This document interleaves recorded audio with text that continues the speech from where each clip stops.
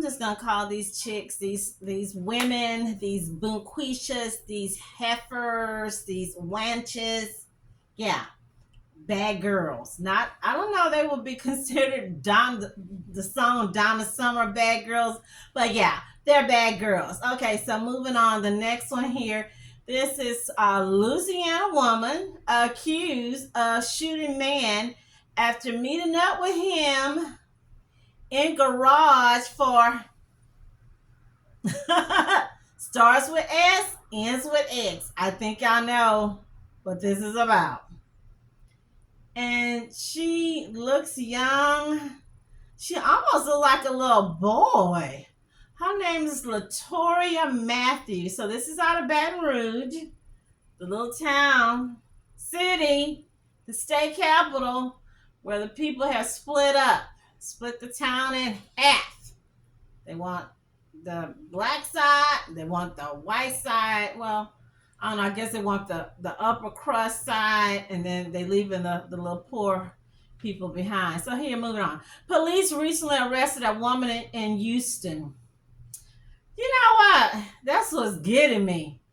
They commit them little crimes over there in Louisiana, or as they say, Louisiana, and they come run to Texas, okay, to hide, or they commit more crimes, or they commit crimes in Texas and run down there to Louisiana to hide, or hide the body in the swamp. I don't know. Okay, so here they said after she allegedly shot a man in a Louisiana parking garage after meeting him online. According to Baton Rouge Police Department, 23-year-old Latoria Matthews met him on Instagram. Okay, so people hooking up on Instagram now. On April 7, Matthews reportedly picked up the victim and drove him to a parking garage where they planned to have. Wait a minute. I mean, think about it. He could have been a Dexter. He could have been a Jeffrey Dahmer. She trying to pull the wool on him, which she did, but he could have easily pulled the wool on her. She going in her car to pick him up? Police alleged that as the victim got ready to happen with Matthews, she shot him numerous times, causing injuries that were not life-threatening. The man safely escaped from the car and sought help. He was transported to a hospital for treatment. According to police, Matthews fled the state to Houston, but officials took her into custody and she was extradited. Police are saying this woman is behind bars after they say she shot a 24-year-old man last month. Now, BRPD says it all happened in the LaSalle parking garage on Lafayette Street. Now, according to police, Matthews here picked the victim up after the two met on social media. The pair drove to the parking lot with plans to, according to them, to have sex. That's when the victim says Matthews shot him multiple times. He was able to escape and get help, was later taken to a hospital with multiple non-life-threatening injuries. Police say Matthews fled to Houston, but she was found there, extradited back to Baton Rouge, booked into the EBR Parish Prison, attempted second-degree murder, and illegal use of a weapon. Her little stupid butt got caught like that. Thought you can run your little raggedy bunquisha butt, you little heifer, over here to Texas, and as you know, as Beyonce done share with y'all, Texas hold them, or as that old song used to go, don't mess with Texas. You dudes, I would like to know more, like, did she work? Did she have a job? Does she have any children? What was the age of this guy? Did he work? Was he married? Y'all gotta stay off of Instagram. I mean, if you're gonna hook up and meet with somebody from Instagram or online, at least talk to them for a couple days or a couple weeks to get to know them. I told y'all, and because I'm gonna go real fast with that because y'all know I'm long-winded. One of my friends was meeting men off the internet, Christian dating, because she had been going to Lakewood for like over 20 some years. So she said she was wondering why this man kept putting off to me. They talked or dated on the phone for almost 6 months until she finally met this man, and didn't realize it was him because she was sitting down and waiting, looking for the guy to come through the door. and the guy comes, strolling in a wheelchair. So he was wheelchair disabled bound, and he told her that's why he had been putting off all the months to meet her, because when he would meet women, they would turn off. Okay, so yeah, but I don't think after that one day she didn't go out with him again, and I don't know if it was because she felt like he lied or because he was in a wheelchair, but she was a very active person, so maybe she felt that it just wasn't going to work. Okay, so moving on. South Carolina parents accused of start with S, ends with X, trafficking their 14-year-old daughter to a 67-year-old man. Do y'all hear me? These people pimping out their baby girl, 14, to a 67-year-old man. This stuff is current. This is May 24, 2024. They look like some old, I'm just going to keep it real because y'all know I keep it real, right? They look like some inbred hillbillies. Trailer park. Yeah, I went there. Anderson County, South Carolina. Two parents stand accused of sex trafficking their underage daughter for money and wasn't even getting that much. So you just selling your child for coins, taking her innocence, her virginity. No telling what these 67-year-old man, old men got worms. That's right. Just when I saw Kimora Lee, little girl, because I still see them as still little bitty little girls. You remember, with that elderly, frog-looking, weird, strange Italian man on the beach, and I could think of. Please tell me that there's nothing jiggy jiggy jiggy going on. Cause them old men got worms. That man looked like he full of worms. Ugh. Just Lord, let me get on with this.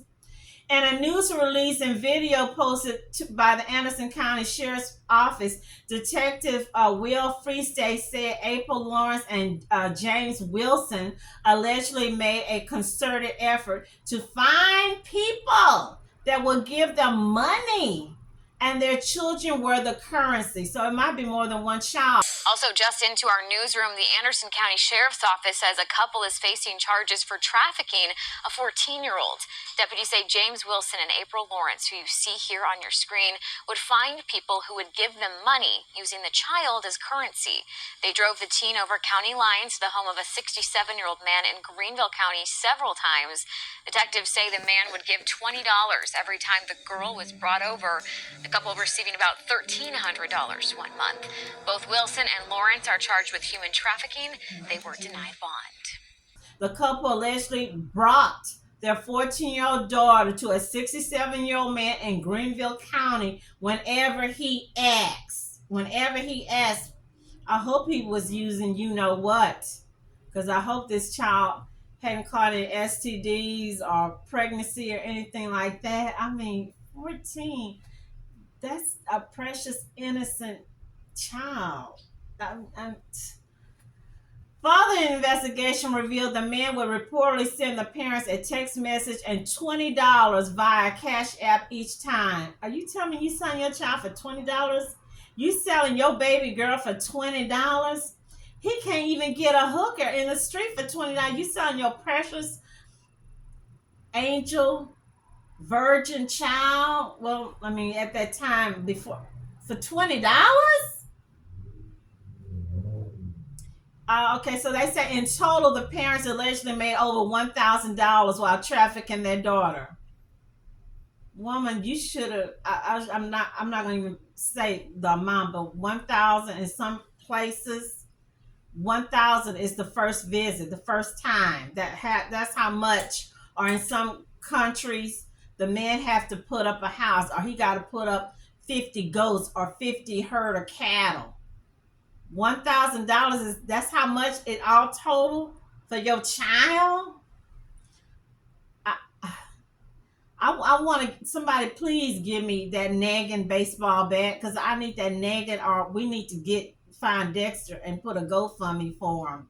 The 14-year-old girl reportedly told detectives she didn't want to go to the man's home anymore, but her father made her. Her father made her. Her father made her. So she got a daddy in the house. So for all you people that's out here, well, you know, they don't have a dad in the home. That daddy, the mama's by herself. These single mothers raising these little thugs. These single mothers raising these little heathens. These single mothers raising these little hoochie mamas. There's a daddy in this home, and he is not a real true man of the home. Okay, he probably was doing something on his daughter himself.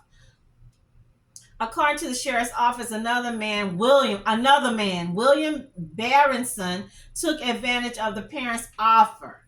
He was wanted and subsequently charged with criminal sexual conduct with a minor. Lawrence and Wilson were booked into the Anderson County Jail on a charge of human trafficking, and they were both denied bond. I like to know if these men are married. Do they have kids? Do they have grandkids? Because those kids need to be checked out. I like to know, they didn't say if there were any other children, any other kids at home. Was she the only one? Is she the youngest one or the oldest daughter? It's just so much, to me that they have an answer here. The mama looks every bit of Free Willy, Sasquatch.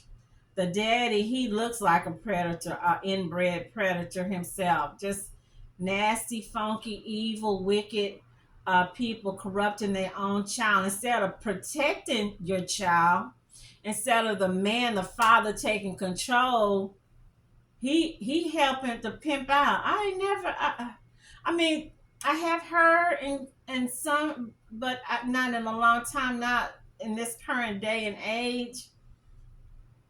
I feel for this child. She's going to need therapy and to be put in a decent home, a loving, caring home. The other kids need to be taken out. All four of these people, the mom, the dad, and them two old nasty old men with worms, all of them need life in prison, or hey, just throw them in that little reservation down there in Kenya, Africa somewhere, and let the lions and the hyenas fight over them. I have... It's just really nothing to say other than prayers go out to this child, them children, them poor little chillins. Because it's sad when you've been birthed into the wrong family, into the wrong home. Parents supposed to be protecting their kids, not selling out their kids.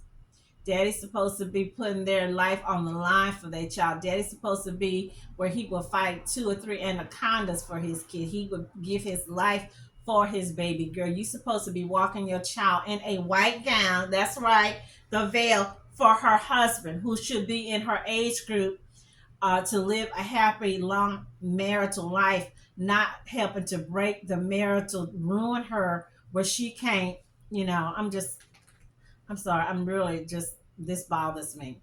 Okay, moving on to my next story. A woman accused of lighting ex-boyfriend's house on fire, deleting his sister. June the 12th, 2024. This is current. And she looked like she got a little funky attitude. Big old, another Free Willy, Shrek looking chick got an attitude. This is out of Detroit. I'm thinking about Judge Mathis, because he used to talk about them chicks from Detroit, that they were tough. They're not to be played with. Let me stop. Okay, so a 31-year-old woman faces charges after allegedly lighting her boyfriend's house on fire shortly after their breakup, killing his mother and severely injuring 2 other people. On the night of June the 3rd, the Detroit Police Department alleges Cinamon Rigmaiden doused the porch of her ex-boyfriend's home with accelerant and set it ablaze before fleeing the scene. According to the Wayne County prosecutor, 5 personnel responded and extinguished the flames. Medics found and pronounced 53-year-old Tina Doral deceased at the scene. 2 surviving victims, a 57-year-old man and a 65-year-old woman, were transported to the hospital. Rigmaiden had allegedly broken up with Doral's son not long before the incident. After fleeing, Rigmaiden reportedly texted her boyfriend about the fire and went to a McDonald's. WDIV TV reports. According to WDIV Rigmaiden ignited the flames, even though she reportedly knew Doro suffered from mobility issues. The boyfriend was not home during the incident. Wait a minute. So this is an evil old wicked wench. The man wasn't even at the house, so you knew you were setting up his mama and the other two elderly people who were disabled. You knew exactly what you was doing.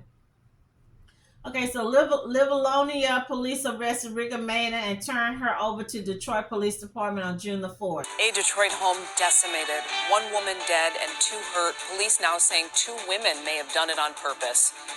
They're now in custody as police suspect arson. It happened last night just after 11. Police say a house in the 6,000 block of Seminole went up in flames. 7 News reporter Tier Braddock spoke with people living in the area and has the very latest on the investigation.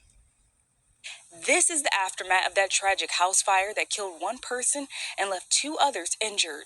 Just tragic. I hate to, see it. The fire happened at around 11 p.m. on Monday at a house on Seminole near I-94 in Van Dyke. According to Detroit police, a woman died as a result of the fire, and medics transported two other people who were inside the house to the hospital. The fire was so intense that it burned the side of the house next door. Neighbors tell me that no one lives in that house. We don't usually have situations like this here. Drew Caldwell lives down the street from the house that caught on fire. He's lived in the neighborhood for 50 years and even knew the woman who died. Quiet lady, just sat around and, sat on the porch, was able to see her. Police are investigating this fire as arson. They arrested two women who they believe are responsible for setting the house on fire. As a community, we are very, upset and sad about it. Anything that we could do, you let us know, and we try to do whatever we could do for the family. The two suspects who were arrested in this case are likely to be formally charged later. A woman was trapped inside and another woman charged today during her arraignment in connection to that fatal fire, and more details emerged about what happened that night.